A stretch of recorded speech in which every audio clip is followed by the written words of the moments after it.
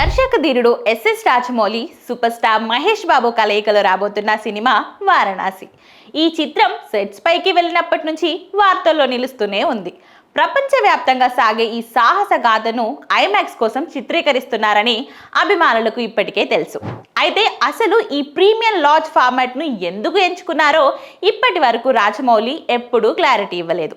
Recent గా ఓ French పత్రికకి ఇచ్చిన ఓ ఇంటర్వ్యూలో దీని గురించి రాజమౌళి మాట్లాడుతూ ఈ సినిమాలోని అద్భుతమైన విజువల్స్, ప్రకృతి దృశ్యాలు అందుకు కారణమని తెలిపారు.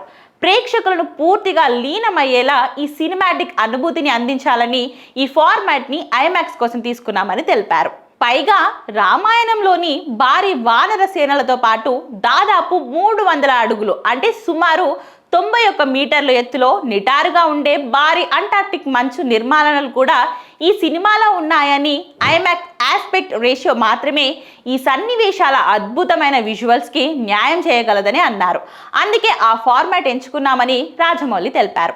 ఇక ఈ భారీ ప్రాజెక్ట్ ను కేఎల్ నారాయణ, ఎస్ఎస్ కార్తికేయ నిర్మిస్తున్నారు. ఇక ఈ చిత్రానికి సంగీతాన్ని ఎంఎం కీరవాణి అందిస్తుండగా కథనాన్ని విజయేంద్ర ప్రసాద్ రూపొందించారు.